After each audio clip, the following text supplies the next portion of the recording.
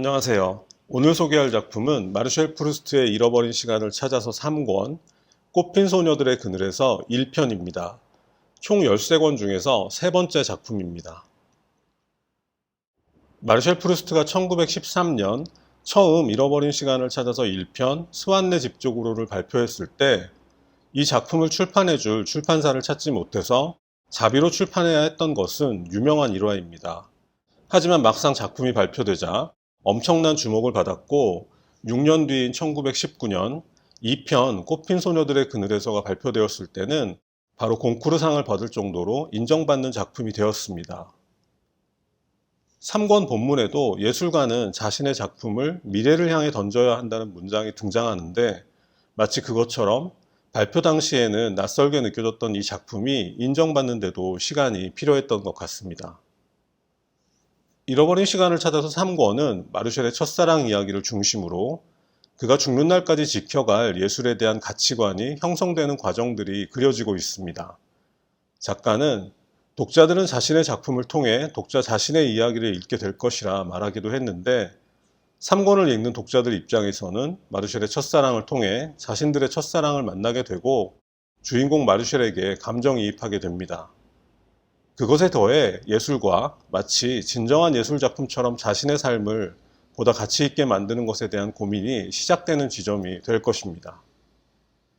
미리 말씀드리자면 이 작품은 평범하고 보잘것없는 삶을 살았다고 생각하던 주인공이 바로 그 평범하고 보잘것없는 삶이야말로 자신에게만 주어진 특별한 시간이었다는 것을 깨닫고 그것을 기록한 작품이기 때문에 이 작품을 읽는 독자도 주인공 마르셀처럼 자신의 삶이 얼마나 특별한지 깨닫게 되고 자신의 과거와 미래를 지금까지와는 다른 시각으로 바라볼 수 있게 해주는 작품이라는 것을 늘 기억하면서 보시면 좋을 것 같습니다.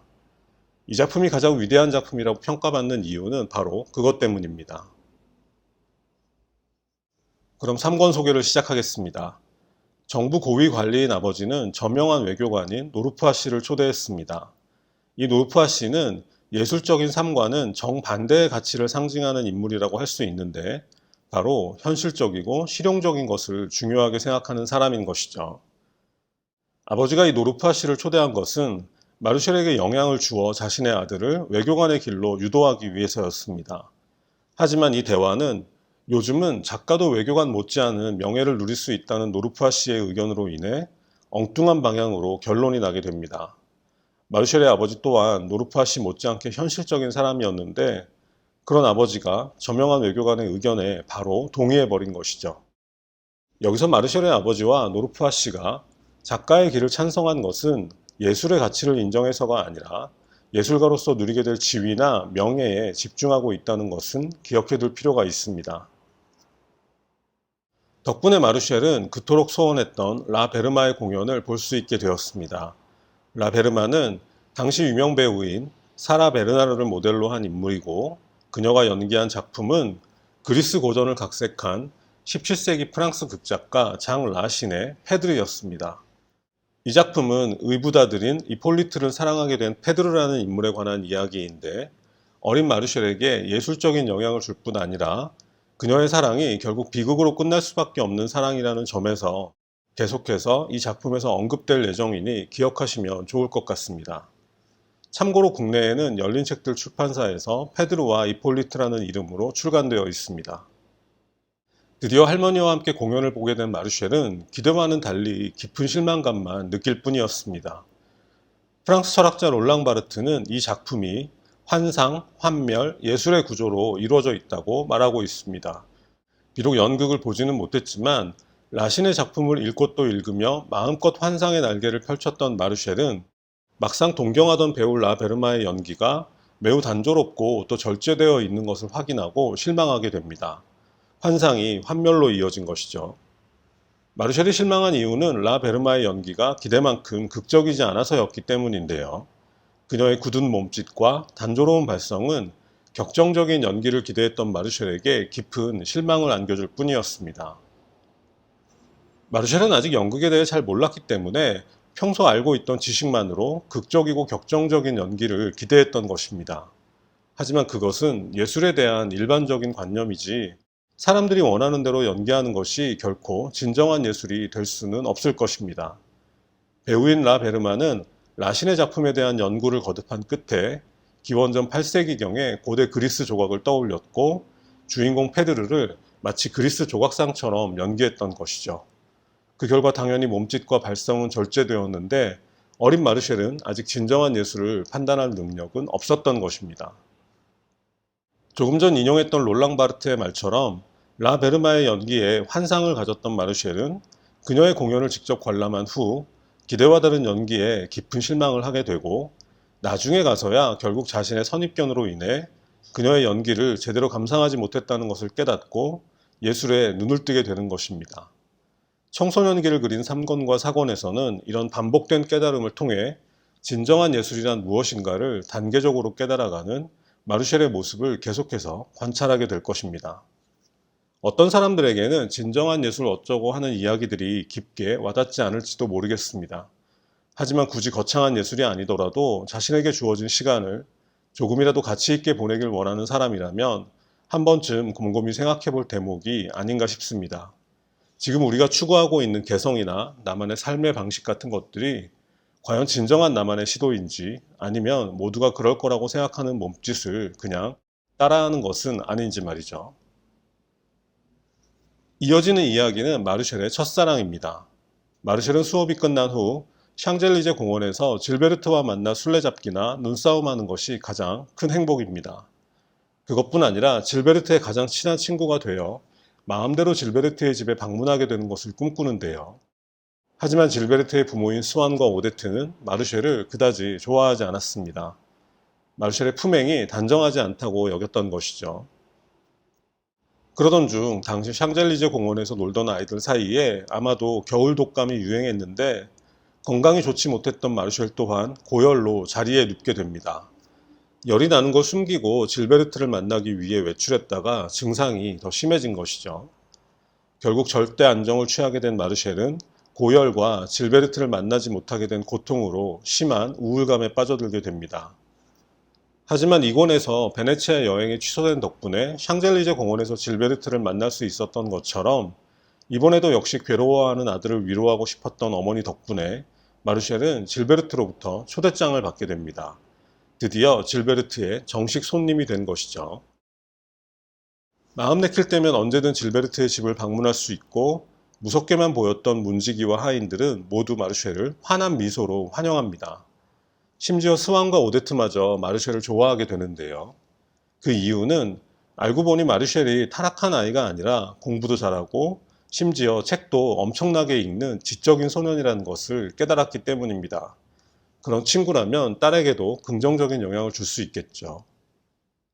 질베르트의 정식 친구가 된 마르쉘의 행복감이 어느 정도였는지 알 수 있는 대목 하나를 소개해 보겠습니다. 마르쉘은 선천적으로 건강이 좋지 않았고 신경 또한 예민했기 때문에 특히 카페인에 몹시 민감했습니다. 홍차 한 잔만 마셔도 밤새 잠을 이룰 수 없을 정도였는데요. 하지만 그 사실을 알지 못했던 질베르트는 마르쉘에게 끝없이 홍차를 따라주었고 마르쉘은 그것을 계속 받아 마십니다. 비현실적인 행복에 젖어있던 마르쉘은 사실 질베르트가 따라주는 것이 홍차인지도 알지 못했고 설령 그것을 알았더라도 개의치 않았을 것입니다. 다음 이야기는 마르쉘이 스완의 집에서 그토록 좋아하는 작가 베르고트를 만나는 장면입니다. 마르쉘이 어린 시절부터 가장 좋아해왔던 작가인 베르고트는 위대한 성취를 하려면 행동하는 것뿐만 아니라 꿈꾸는 것도 반드시 필요하다고 말했던 프랑스 작가 아나톨 프랑스를 모델로 하고 있습니다. 베르고트는 앞서 소개했던 노르푸아 씨나 아버지처럼 현실적인 인물들과 정반대편에 서 있는 사람입니다. 명예나 성공 같은 것 때문이 아니라 예술은 예술 그 자체로 가치 있다 믿었고 당연히 작가 프루스트가 가장 큰 영향을 받은 작가입니다. 하지만 이 장면에서도 역시 환상환멸 구조가 등장합니다. 마르쉘의 상상 속에서 베르고트는 흰 수염을 기른 점잖은 할아버지였는데 실제 그는 꽤 젊었을 뿐 아니라 게다가 딸기코였던 것이죠. 목소리 또한 나팔소리 비슷한 듣기 싫은 목소리였고 그가 하는 말들도 마르쉘이 상상해왔던 것과는 다른 평범하고 속된 것들 뿐이었습니다.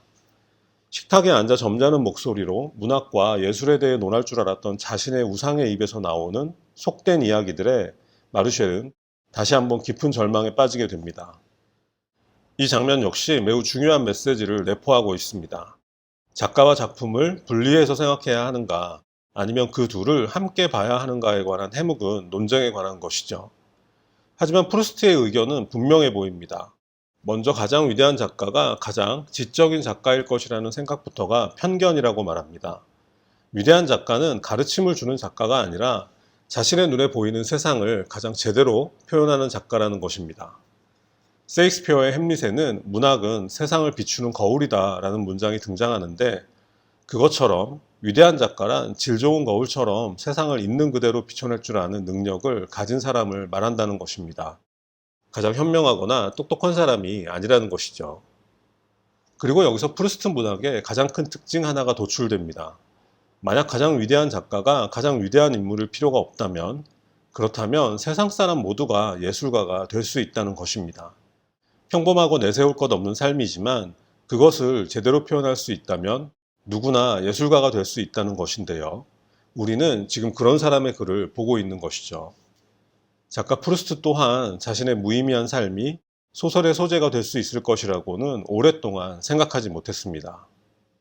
이건 역시 개인의 삶과 밀접하게 연결되어 있는 것 같습니다.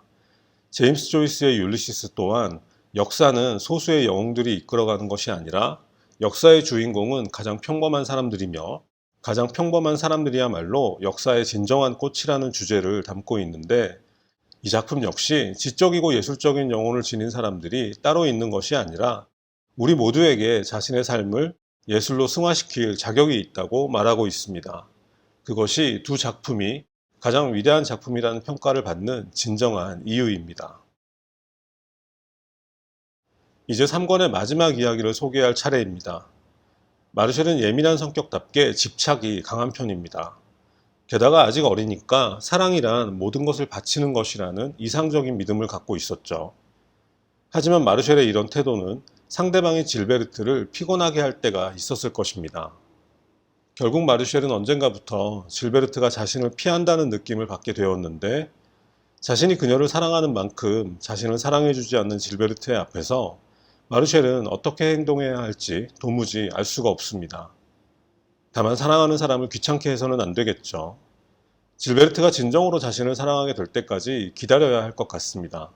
그리고 그동안 자신은 질베르트의 사랑을 얻을 만한 자격을 갖춰야 하겠죠. 모두에게 환영받는 존재가 된다면 가능할지도 모르겠습니다. 그래서 마르쉘은 당분간 질베르트를 만나지 않기로 결심합니다. 질베르트의 집도 그녀가 없을 때만 방문하는데, 마르쉘은 질베르트의 손님이자 오데트의 손님이기도 했기 때문에 그녀의 어머니인 오데트와 대화를 나누는 것만으로도 어느 정도 위안을 받았기 때문입니다. 3권은 이렇게 첫사랑 질베르트와 헤어지는 과정에 대한 묘사로 마무리되고 있습니다. 눈치 빠른 분들은 감을 잡으셨겠지만 3권을 읽다 보면 누구나 자신의 첫사랑도 함께 소환되는 것을 느낄 수 있을 것입니다. 세상에서 가장 위대한 작품이라고 알려진 작품을 통해 커다란 깨달음을 얻게 될 줄 알았는데, 문득 자신의 첫사랑이 소환되는 것에 당황하는 분도 있을 것 같습니다. 하지만 펜과 노트를 들고 받아 적는 것이 아니라 잊고 있던 자신의 첫사랑을 만나고 그 시절로 다시 돌아가 보는 것이 이 작품을 제대로 감상하는 길이라는 점을 분명히 말씀드리고 싶습니다. 그래야 작가 마르쉘 프루스트가 어떤 거대 담론을 펼치는 것이 아니라 바로 우리 자신의 이야기를 하고 있다는 것을 깨닫게 되기 때문이죠. 우리 과거를 돌아보고 그리 대단하지 않은 삶을 살아왔고 또 앞으로도 그렇게 되겠지만, 바로 그런 평범한 삶이야말로 세상에서 유일한 것임을 자각하고 그것을 가장 나다운 것으로 가꿔갈 방법이 무엇일지 고민하게 해주는 것이 이 책의 가장 큰 비밀이기 때문입니다. 다음 달에는 4권을 소개할 예정인데요. 미리 팁을 드리자면 4권은 마르쉘이 할머니와 함께 프랑스 노르망디 지역에 있는 발베크라는 가상의 휴양지로 떠난 여행에 관한 이야기를 담고 있습니다.